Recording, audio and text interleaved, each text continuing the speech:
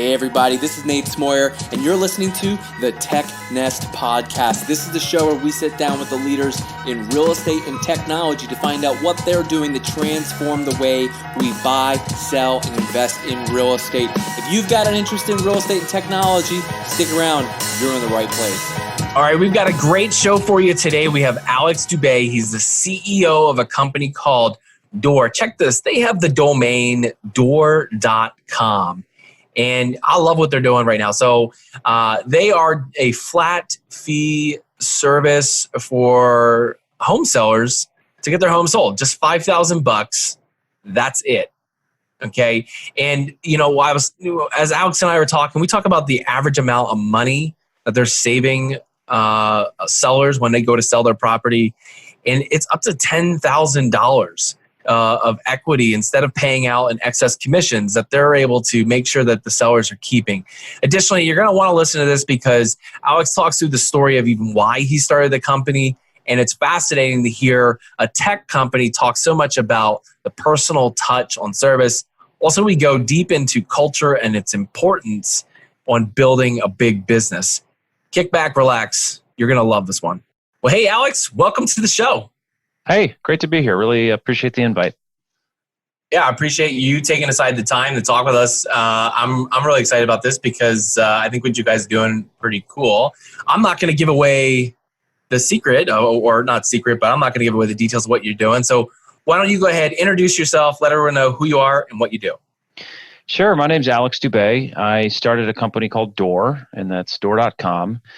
And we launched about 4 years ago, almost 4 years ago now, here, and we're based here in Dallas, Texas. And the founding story, I kind of lovingly call it the mom story, was about probably 5 or 7 years ago now. My mom sold her house, and it's a pretty common experience that a lot of home sellers go through.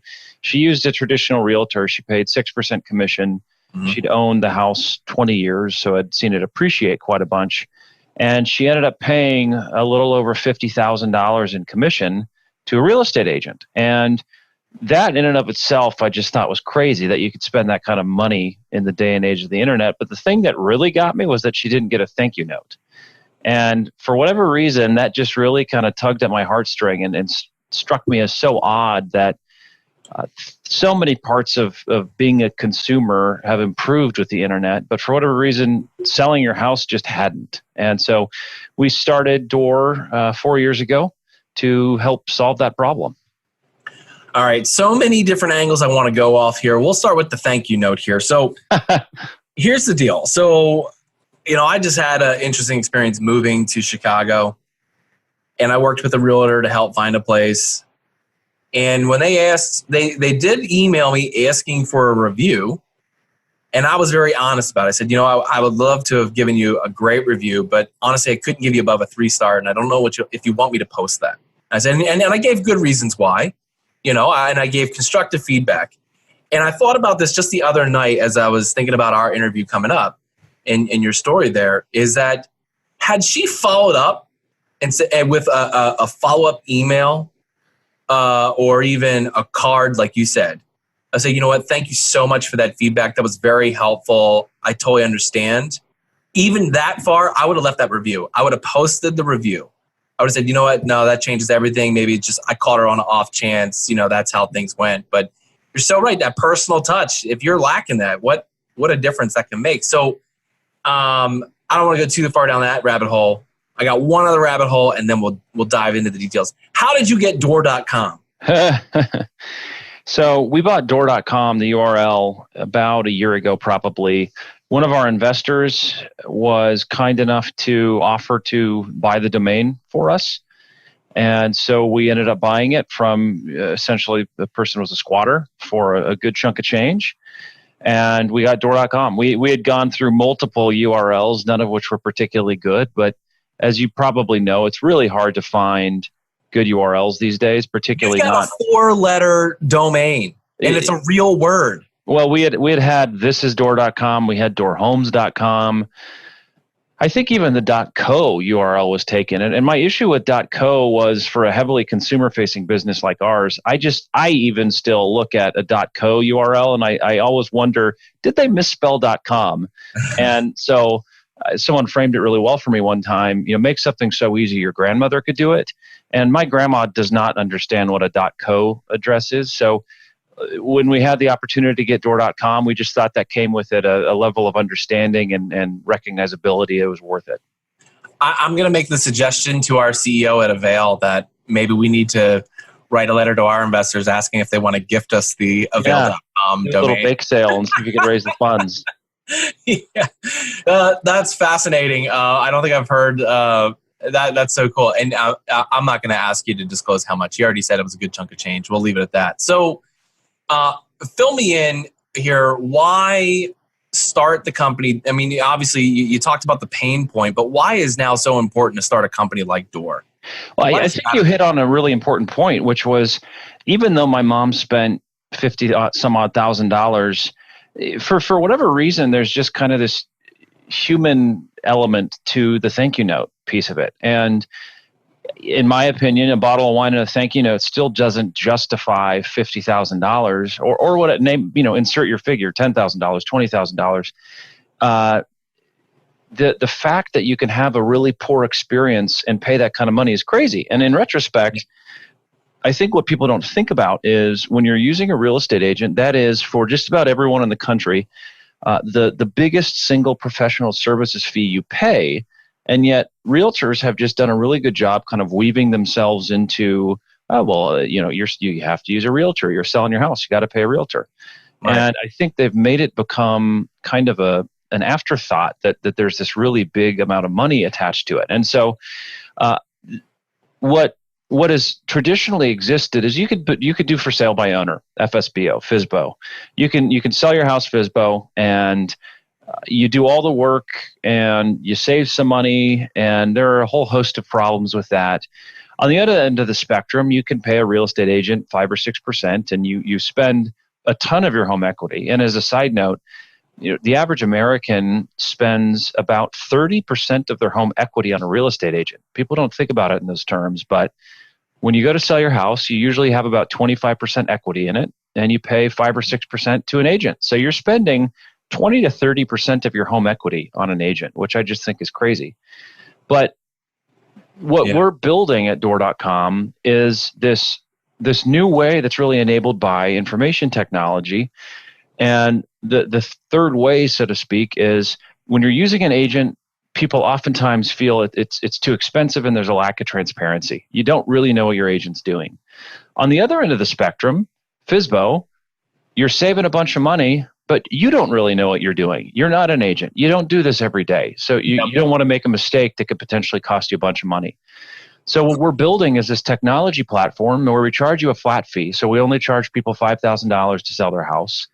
And our tech pushes out to our sellers all the information our agents can see. So views of your house online, comparable listings, offers as they come in, showings as they come in, feedback from agents as we receive it.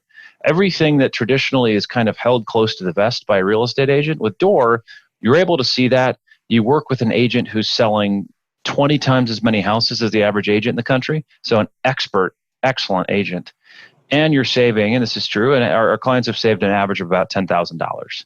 So I am really passionate about protecting people's home equity because I saw my mom spend so much money on selling her house, and I'd rather her have that money to retire or to do whatever with. That is so amazing that literally a story of didn't get a thank you card and a $10 bottle of wine led to you starting a company that helps people save $10,000 in equity when they sell. I joke with my mom now that might have been the best thank you note she ever didn't get. So we'll Did you give her equity? No, but if this works out really well, it's her retirement. So there you go. Yeah. There you go. No, that's so awesome. I asked her to invest early on, and she said no. So I don't know what that says. Well, I'm sure you're a good son. I have no doubt you'll take care of her on that. So what's okay? So you have this platform here, and people can list with you. Now you're not setting up shop like a traditional brokerage in states everywhere, right? You're partnering with agents everywhere. So we actually have agents who are employees who are licensed around the country, but they're all here in Dallas. And so it is a different way of going to market. But what you see with Redfin is a great example. It is really, really expensive to go build an office in every single city in the country. And you see that with the steadily decreasing amount of money they give back on the buy side. As a for instance, there just isn't enough money to go around if you're building a bunch of offices. And because of automated valuation modules, because of web conferencing, because of all those great technologies now, houses are extraordinarily knowable online now. So you can do a great valuation of a home and get it sold without being in market. And that's what Door is really, really good at. So I have to talk about your home valuation process in a minute here. I went through it earlier today, and I got a call it had to be within 1 minute. It had to be within 1 minute. And I will say to my ears. Yeah. So yeah. And I didn't tell the person right away that I was just testing them out. I waited until he was like, yeah, I had a question for him on something. And he said, let me follow up with you on that. I'll make sure I get you the right answer. I said, well, actually, let me not waste your time. I just wanted to tell you, I've just given this a shot here. I wanted to see how well it worked. But getting that call within the first minute, I know how lead gen works. You got to be fast on this. So you guys have built the system to where not only people can find out the information they really want to know, which is the reason why they're interviewing agents, but they really want to know, hey, what's my home worth? What could it sell? So you're giving it to them fast and then able to, concierge level service, give them a call and walk them through that process like right away. Because you have people waiting to do that. Yeah, I think that's something that's oftentimes lost in the discussion. We hear it all the time. I mean, and you talk to a lot of people disrupting the space, and traditional agents love to say, oh, don't work with a disruptor. Don't work with a flat fee company. You're going to get terrible service. You're going to get a horrible experience. You're going to sell for less money. All these bad things. They really like to prey on people's fear in that You're regard. missing the one word that is often used to describe brokerages that don't hit the traditional model. I think it's a dirty word in my opinion when they say they just discount. Discount. Yeah. Discounting what, I always ask. And I always say, when did $5,000 become not a lot of money to pay for something? When you flip it around, imagine if I plopped $5,000 of cash on your lap someday. Someone would be like, wow, that's the best day ever, right? I mean, that's a lot of money. So I really respect people's money. But the real estate agents love to say that, and the reality is, you hit on it. We're building a convenience platform to make this less expensive and way easier. Because I can't tell you how many times one of our agents has been negotiating a deal, and the traditional agent on the other end is in Europe for 2 weeks, and there's nothing against going to Europe whatsoever, but you never have to deal with that at Door. We're staffed 7 days a week. Someone's always going to answer your phone call. We're 8 a.m. to 8 p.m., 7 days a week. And so when you are sitting at home or at work or wherever, and you decide, I need to figure out how I'm going to sell my house, and you discover Door and you say, I want to know more information, someone's calling you within 60 seconds because we live in a fast age, right? People expect immediacy. And I just don't think these days it makes sense to rely on a single person who may or may not call you back that day, and who's using their personal cell phone, and maybe they're in Europe. So with Door.com, I think realtors love to call, say, oh, we're a discount, bad service, whatever. The opposite is true. Our net promoter score has been rising steadily since we started. We're over 80 pretty consistently now.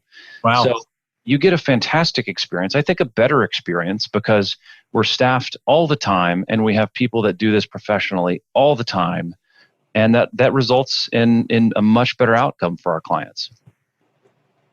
That's amazing. And so now my only complaint on the valuation though is you guys aren't available yet in Washington. That was we are not licensed in Washington yet, but by the end of next year, we'll be licensed in all 50 states. Washington, I think September, if I'm not mistaken, will be licensed. Okay. So what are the current states? And so it sounds like within a year you're planning on nationwide expansion, but where are you currently?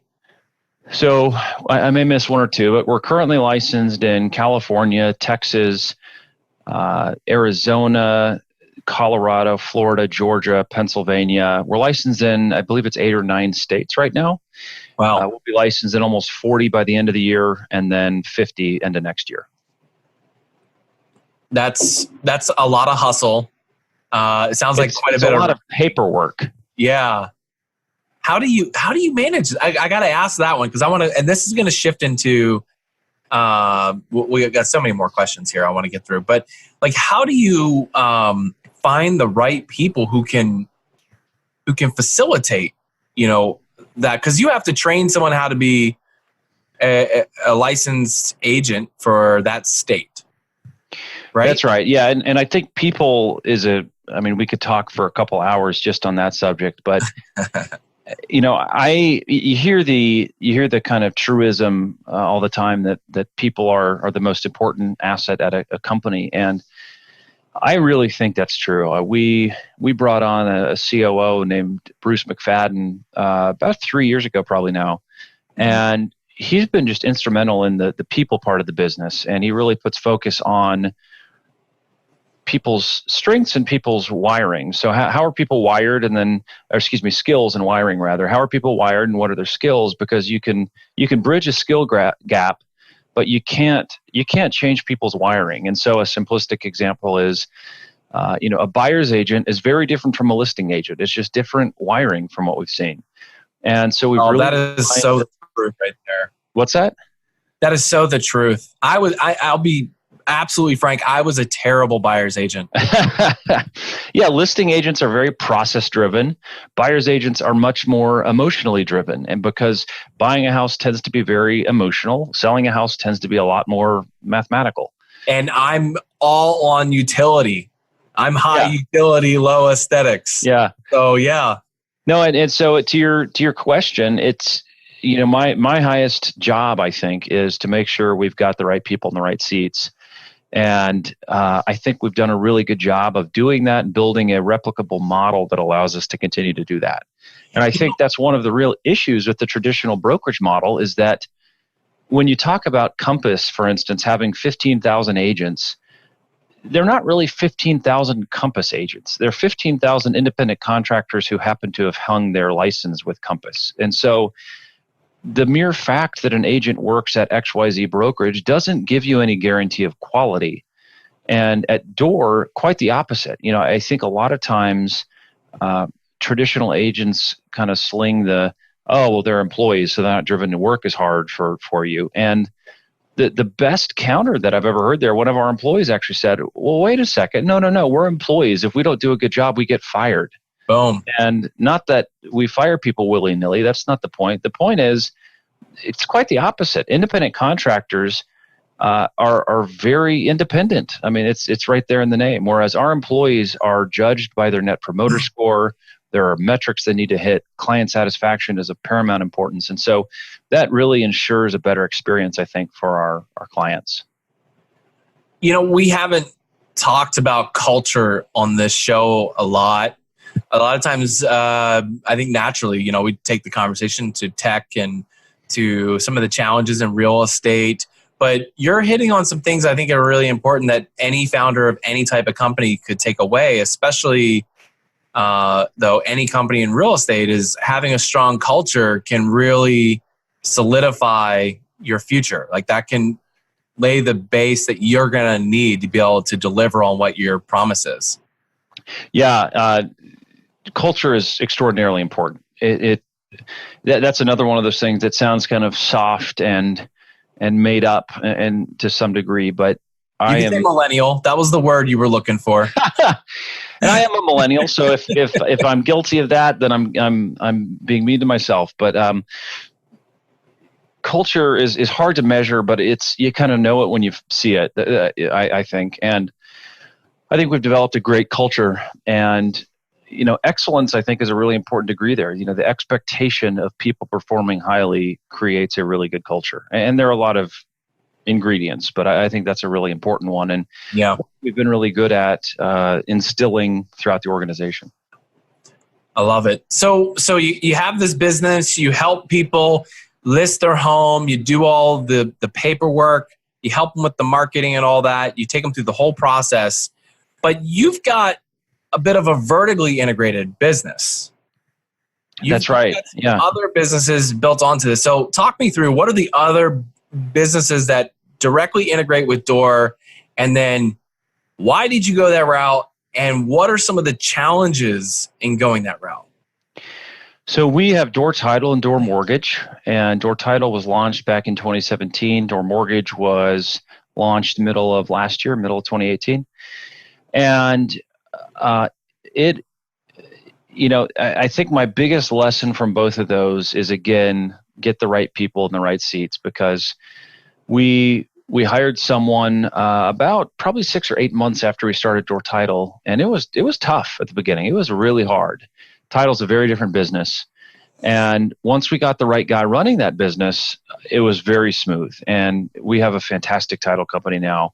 And the reason we started Door Title and Door Mortgage is twofold. One, it's a lot more convenient for our clients. So when you're selling a house with us, you can't legally require anyone to use a particular title company or any service provider.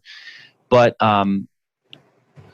generally speaking, around 90% of our sellers now are selling with Door Title, because it's just a lot easier. We're all under one roof. We're right down the hallway from each other. And so if there's a problem, a Door Title employee is talking to a Door real estate employee. So it just makes the whole transaction a lot smoother. On the mortgage front, and I'll add, title's regulated pretty heavily. So in Texas, for instance, you can't change the price. It is what it is. But on the mortgage front, one of the big reasons we started mortgage was because we can save people a ton of money. We can offer really competitive rates because we don't have to go pay another salesperson to go find that lead. If you're buying a home with Door, we're giving you cash back, but you're also working with Door, so it's really easy to get you to talk to Door Mortgage. And that enables us to provide great rates, because we don't have to go spend a bunch of money acquiring that client separately, as a lot of the big providers around the country do. Yeah, the lead gen cost itself, just like on the mortgage side and the real estate side, adds up to so much. That's actually part of the justification you hear of traditional brokerages. Why they have to keep their price so high. It's like, well, because lead costs so much and this, that, and the other. I know. Oh, gosh. The justifications for keeping the 6% commission just make me laugh. Like, oh, well, I don't get to, traditional agents say all the time, you see that in comment sections on Facebook and so forth all the time. Oh, well, I have to give some to the brokerage, and then guess what? I have to pay federal income taxes. And it's like as though no one has to pay federal income taxes. And you're totally right. The cost of acquiring leads in real estate is really expensive. And I think what's lost in the discussion a lot when you're talking about residential real estate is so much of the problem is not a technology problem. It's a lead acquisition problem, because it's noisy, it's an infrequent transaction, it's expensive to acquire clients. Yep. And what we're trying to solve in a big way is not just a technology problem, but also a huge client acquisition problem. You're trying to cut through a ton of noise. Yeah. Yeah. And I'll say though, so that if anybody wants to call me out on being inconsistent here. So I have sold homes and we, on the contract, 3% listing side, 3% seller side. I will say this. If you're delivering the service, you can charge whatever you want. You can charge 20% if it was worth it. I mean, I don't know. There's probably some properties out there that are impossible to sell, and it's going to take one special person. But I think what you guys are bringing to the table is, you're talking about the convenience. You're talking about, you're the people who want to save money, and I don't know, maybe they don't want drone photography or all the things that add up that don't necessarily deliver value, that don't necessarily make the home sell for more, don't necessarily bring the home seller more, but they're part of the service, if you will. I think that makes a ton of sense. Yeah, it's a really interesting time when it comes to what people are paying for real estate transactions from a couple of perspectives. The first is, we really focus on the sell side, so people selling their home, because buyers, generally speaking, don't equate buying a home with paying commission. The reality is, generally speaking, why is that though?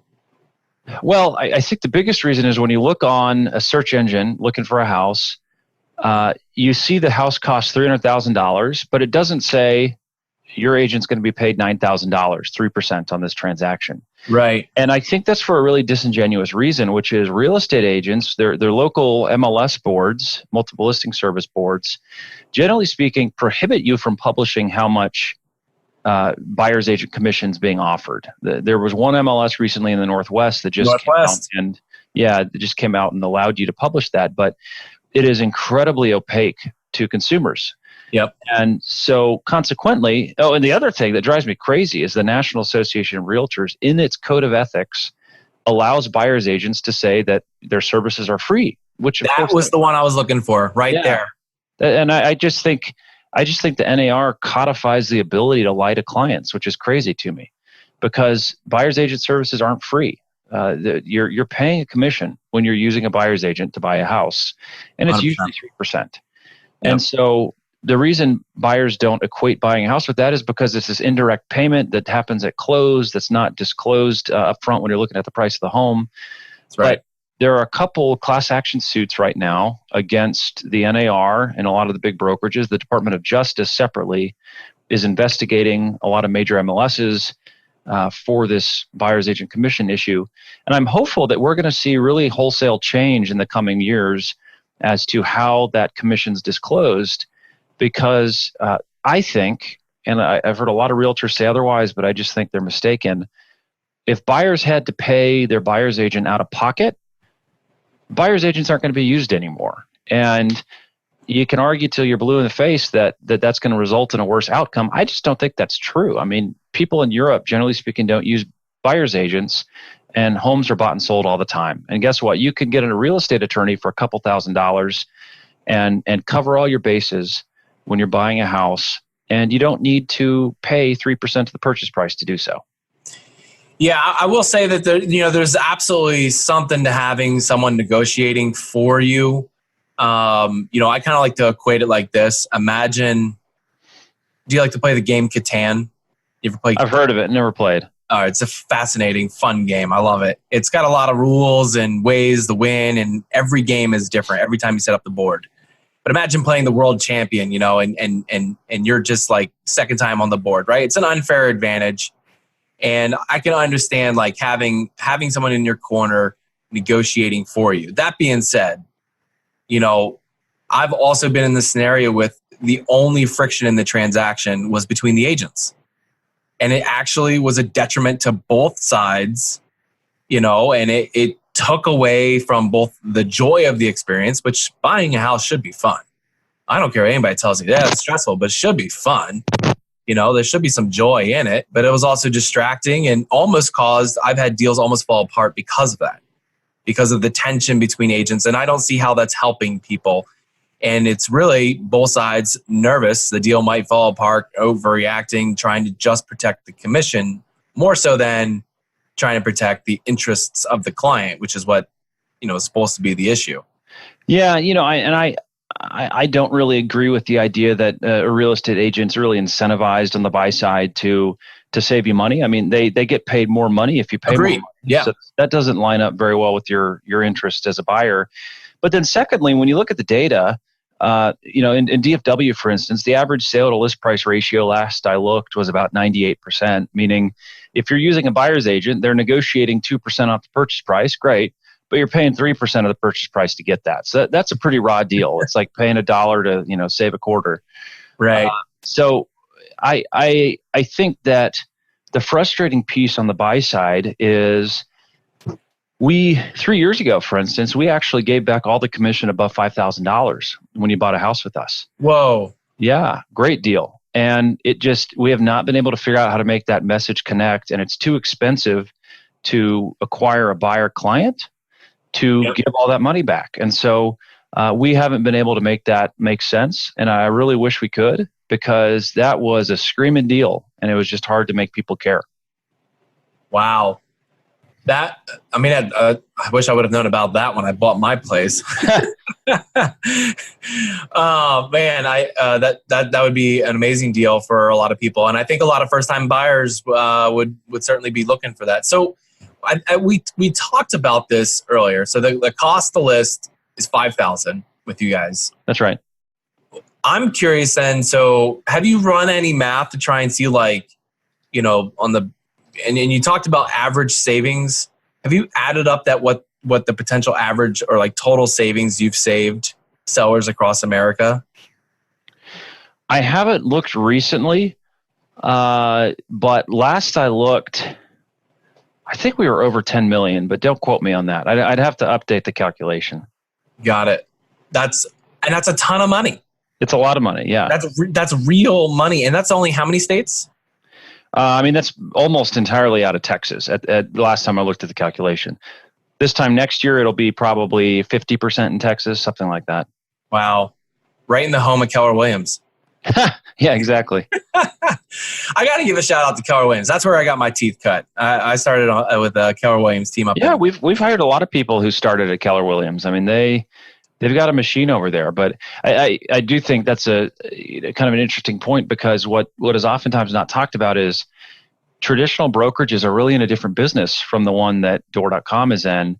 Traditional brokerages are in the business of recruiting agents. And Door.com and most of the startups I know of, we're in the business of making our clients happy because our agents are employees. And so they're really, it's an important distinction to keep in mind. Again, I kind of alluded to this, but Compass is a great example. When you're working with an agent, you're that agent's client, but Compass's CEO has very explicitly said, our client, our customer is the agent, and then the agent serves the home buyer or seller. But it's kind of a nuanced distinction, but it's an important one. Yeah. So I love getting into discussions about growth. We talked about the culture that you guys are building over there. But, as far as like growing in adoption with home seller, what would you attribute to the reason Door's been able to get the adoption that you guys have been able to get? One of the most powerful things I've seen in my time at Door has just been getting random coffees and lunches with people, as funny as that sounds. And I think one of the earliest things at Door, and frankly, in retrospect, if this hadn't happened, I don't know where we'd be today. But in June of 2016, I met a guy who introduced me to a guy who introduced me to this lady, and she happened to be a writer for the Dallas Morning News. And she wrote a story on Door, and we were on the front page of the Dallas Morning News. I think it was June 1st of 2016. Wow. And we had no business being there. It was Donald Trump at the top. This is when he was running, I believe, and it was us just above the fold, but on the first page.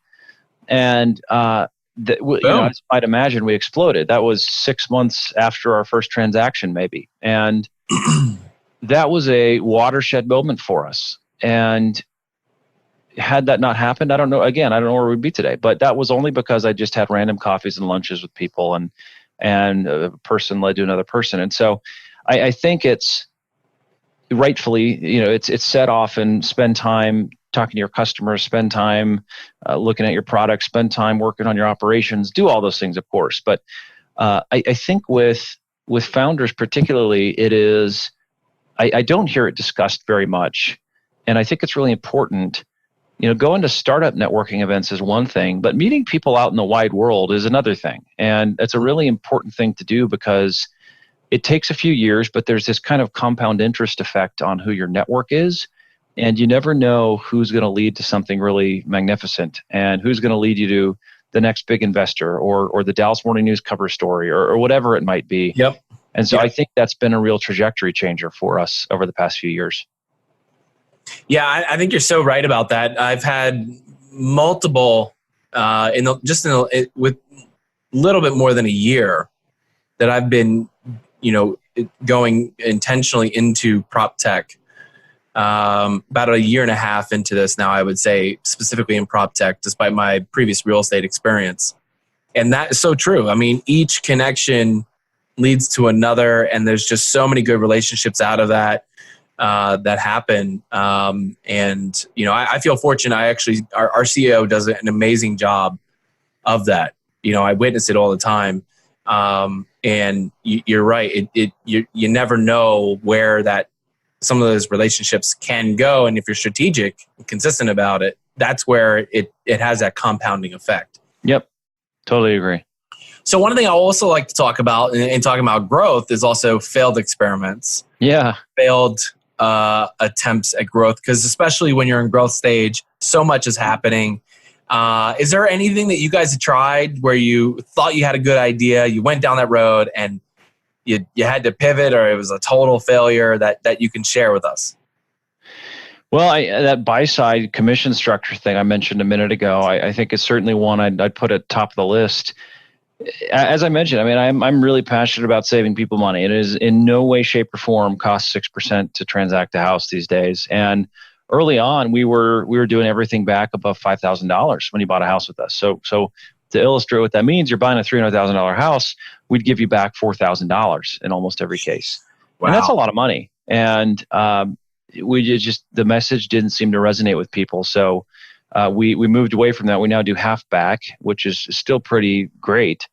But Yep. I wish we could have figured out how to make that message connect.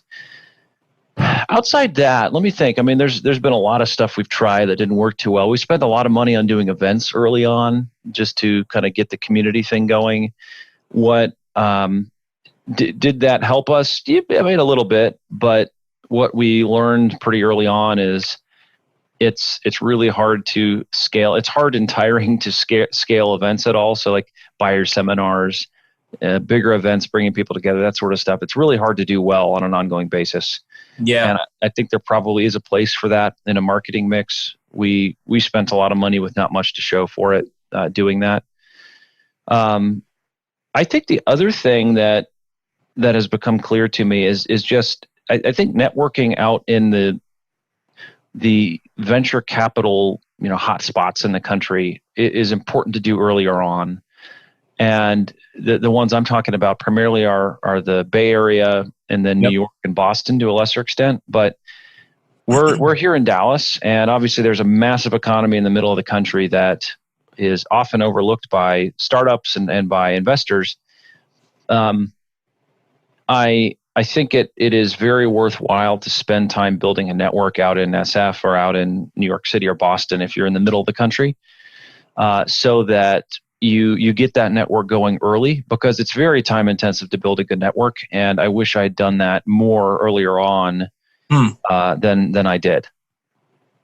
It's a savings account. You can't you can't withdraw cash until you've stashed it away. Yeah, that's very right. Yeah. Oh, that's a great view of that. I want to shift a little bit here. And we'll this is something that is in all the headlines. It's what everyone's talking about, especially with startups, is raising money. Yeah. So you talked about you're building these relationships with VCs. You got to get out of the middle of the country, which, Texas is its own country. It really is. I got to ask you if you knew about this. This is such an interesting thing I recently learned about Texas. Texas's deal with the U.S. originally. Did you know Texas still has the right? I knew this. I know what you're going to say, and yes, I did. Okay, that they could subdivide into 4 states total. Yeah, and I've heard that Texas has the right to become an independent republic at its will down the road. And it's fascinating to me that they won't take it off. That they have. Well, there's no motion to take it off the books. I suppose if they tried, it probably would. But there is a fierce Texas spirit, that's for sure. And I love it. Yeah, I do too. Yeah, I think Texas is a great place to live. Really friendly folks, and it is what I think the economy is about the size of France's or something like that. It's a massive, massive economy here. We can find a better comparison, but So okay, let's talk about the money that's coming in the space. First thing I want to ask, and feel free to share what you can and willing. Have you guys raised any money and how much? And then the second thing is, there's so much money flowing into real estate tech and prop tech. Why is that happening now? There is a ton of money flowing into prop tech right now. We've raised about $22 million. and that's been mostly from family offices in Texas, and working on a outside Texas institutional round in pretty short order. Wow. Why is that going into prop tech right now? I think there are a lot of trends converging. Access to information. 95% of consumers now start their search online when they go to buy a house, and so that information playing field has really leveled.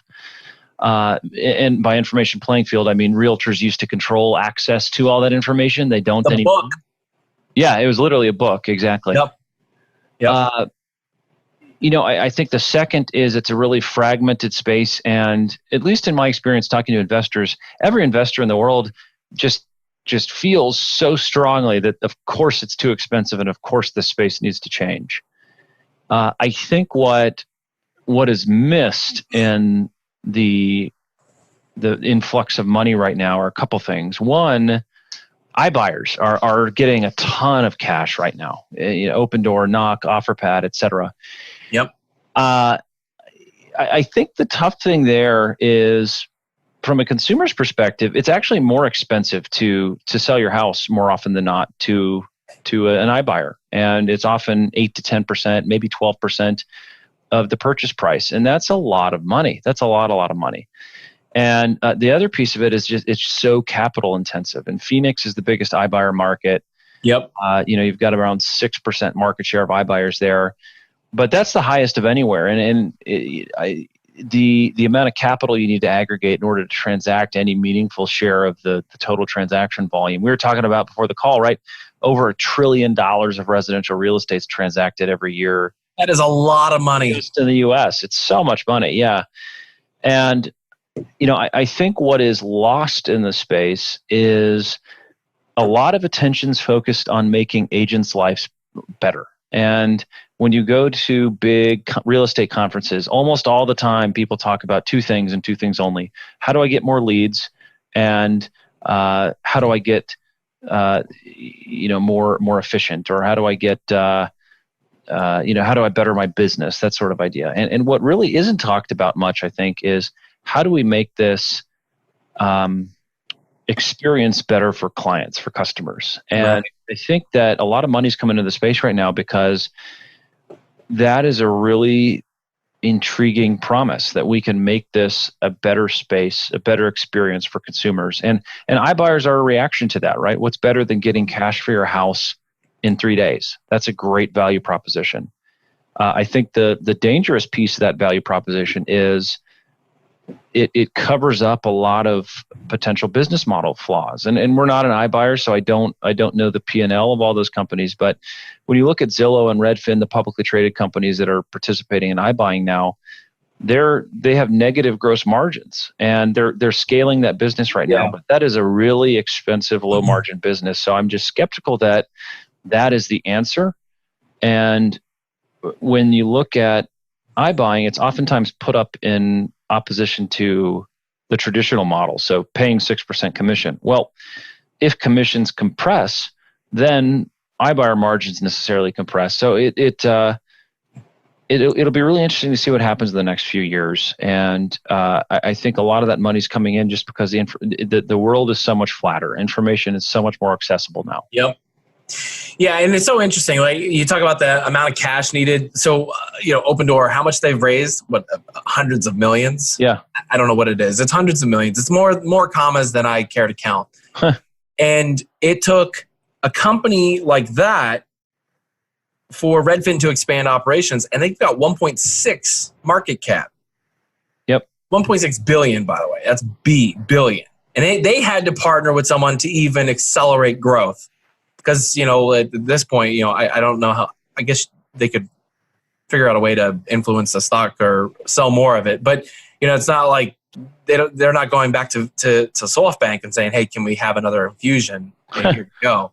And so I think it's fascinating to see, like, we're really seeing now how much money it's going to take. It's really going to put to your point of if we continue to see a compression of commissions. And, for some people, worst case scenario, what if the entire structure of commissions has to change due to some of these class action lawsuits? it really will put that model to the test, because right now the comparison is to the standard, 6%. And, I could see for some how it makes total sense to use an iBuyer. It's the same reason people sell to wholesalers, as far as I'm concerned. Yeah, it's gonna be interesting in the next few years to see how that all shakes out, and to see if there's any storms that they'll be able to weather, and who comes out on top. If the if what the class action suits, I think, are wanting to have happen, which is delinking listing agent commission from buyer's agent commission, that is going to be the Wild West in the U.S. real estate market, because we touched on this earlier. Buyers don't have the money and don't want to pay a buyer's agent out of pocket. And I think, correct. I just don't think that buyer's agent services are valued at 3% of the purchase price. The only reason that is sustained is because it's not a direct payment. It's not really felt in the pocketbook of the consumer. And so if that changes, at least in the UK and Western Europe, the model becomes much more concentrated, bigger but fewer firms selling houses. And so that's what I'm looking to down the road, is a scenario in which there are fewer but bigger firms selling houses, as opposed to real estate brokerages with hundreds or thousands or tens of thousands of independent contractor real estate agents. All right. Well, that's a perfect segue into my favorite segment of the show, which I like to call For the Future. So For the Future is where I get to ask each guest who comes on the show to give their best predictions based on the following 4 questions. Alex, are you ready to play? Let's go. All right, let's do this. Question number 1. What does Dora look like 1 year from now? So we'll be licensed in 50 states. I think we'll be probably actively advertising in 10 to 15 would be my guess. And I think we'll have even more efficient agents. So I would hope that our agents move from selling 8 to 10 houses a month to 15 to 20 houses a month. And I hope that I should say that our software has made it even easier and more transparent for clients. So we just want to increasingly make it a better experience. Love it. Question number 2, the magic crystal ball. What will the housing market look like 1 year from now? If I knew I would be a billionaire, right? I think what is really interesting right now, we were a little bit worried about things, and then the Fed cut interest rates. And what we saw at the end of last year, when interest rates hit 5% briefly, the brakes really slammed on. And we're seeing an affordability crisis, and have been seeing one in the U.S. But I also am of the opinion that that's the new normal, that the days of the U.S. having cheap housing are gone. And the reason I think that's the case is because the U.S. is increasingly an urban country. And it's really a tale of two countries now. You've got the urban, high-performing, high-growth cities, and then you've got the rest of the country. And so those high-growth cities where you have a lot of people, there's this network effect. There's a flywheel starting where more and more people are going to move there, which is going to make more and more people and more businesses move there. And there's a fixed amount of real estate in all those big cities. And so I think it's a new normal, that there are just going to be more people and more demand for the houses in those high growth cities. And so the days of cheap houses in Dallas, for instance, DFW, those are gone. Houses are not relatively cheap anymore compared to what they were 50 years ago. So I think in the long run, the American dream, quote unquote, is going to become increasingly something of the affluent, where you're going to have a relatively high household income to afford a house. Fascinating. Well, if you need a house for under $50,000, I know where you can still get them. It's just not a great area. Certainly not many downtown areas. No. All right. Question number 3. What's one industry trend you think will continue, but you wish would go away? Oh, that's an interesting question.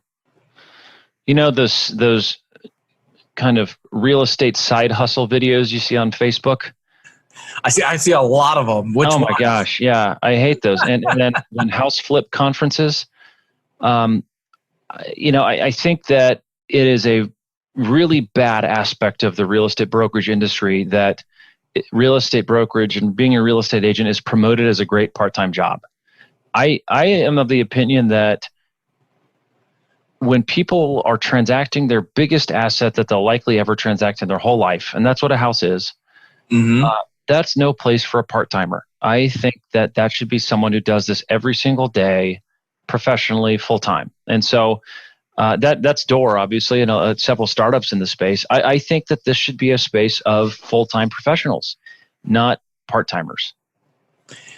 I have to add this. I didn't want to add, any anecdotes here to all your answers, but so Troy Moliot, who's out of Bellingham, Washington, he actually built the first Windermere website. Oh yeah, but he's a killer agent, runs his own brokerage, dominant in the commercial market in that area. When I was considering becoming an agent and we were having coffee, he told me, he's like, Nate, you can't be part-time. You have to be full-time. Yeah. This is not a part-time business. Because I was talking to him about, like, maybe I'll do it part-time for a few months and then see if I want to go full-time. He's like, you're in or you're out. There's no part-time in this business. The other thing I think that real estate agents have done is they've trained people to treat them like crap. And they've trained people to not value the services. And I think that's a bad part of the industry as well. Oh, don't worry, my services are free if you're buying a house. Oh, don't worry, it doesn't cost you anything to list your house with me. And reality is, it does. It's an expensive thing to do. Yeah. And I think that there's this sales tactic of, sell yourself and sell that it's not a cost to the consumer until something happens. And I think that trains a lot of bad habits a lot of the time. That's fascinating. All right, we're getting on to question number 4 here. Yeah. For the future. What's one thing you believe will dramatically change or fade away in real estate as a result of technological advances? Yeah, I think that the biggest thing I can see happening is this class action suit that we've been talking about in the DOJ investigation. If sell side and buy side commissions are delinked, that's going to be the Wild West, as I said earlier, but also I think a tech renaissance in the space, because then in order to survive, companies will have to handle significantly higher volume than they do on a per agent basis right now. And that, volume leads to innovation, in my opinion, in this space, because the reason technology has been so slow to come into real estate is because when you're a traditional agent doing 4 or 5 transactions a year, which is what they do on average, you in no way, shape, or form need any technology for that. You could drive contracts around town and only handle paper and you're fine. And if you're doing 100 transactions a year by comparison, you absolutely need technology. And absolutely. So volume engenders technology and improvements for consumers. So that is my hope in the next several years. Awesome. All right, we're going to move on to the last 3 here. Alex, these are questions more about you, so our listeners get to know you better. The first one is, what are you reading? Right now I'm reading a book called 1491, which is a history of the Americas before the Europeans' arrival. And it's really interesting. That sounds fascinating. Question number 2, who are you learning from?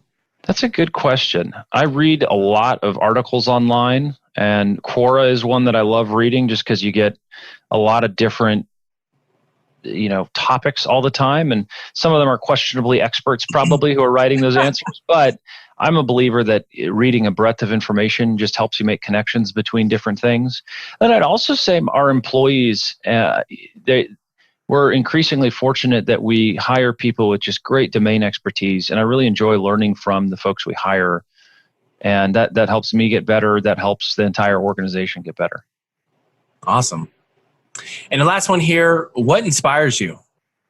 I think that I would probably say the exact same thing that you just, this exact same answer that I just said, which is, I think our employees and our investors certainly do. I want to provide a good return to our investors. I want to provide a great career path for our employees. And then the other piece is just clients. Of course I want to build a big business, as I'm sure every entrepreneur does.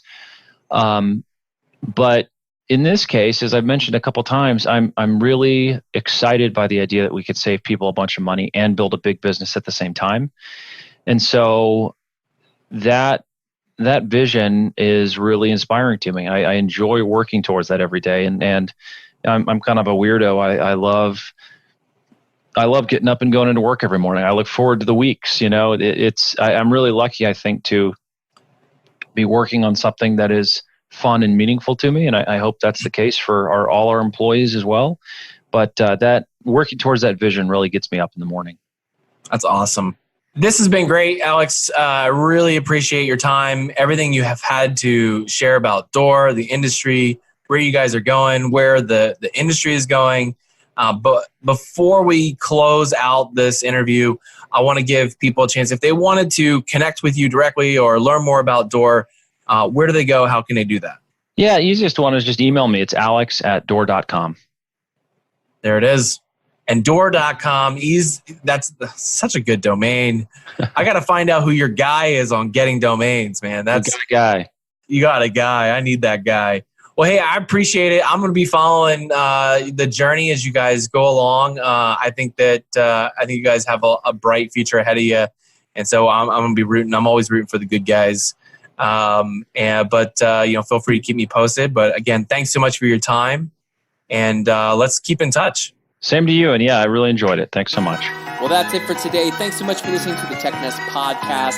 Hey, don't forget you can get on the email list so you never miss an upcoming episode. That's technest.io. That's technest.io. Get on the email list. Go to the App Store, whether you found us on iTunes, Stitcher, SoundCloud, wherever you found us. Leave us a 5-star review and share it with your friends. And if you've got a guest or someone that you'd like to recommend, or if you think that you'd be a great guest on the show, hey, send me an email, nate@realteampanda.com. That's nate@realteampanda.com. See you guys later.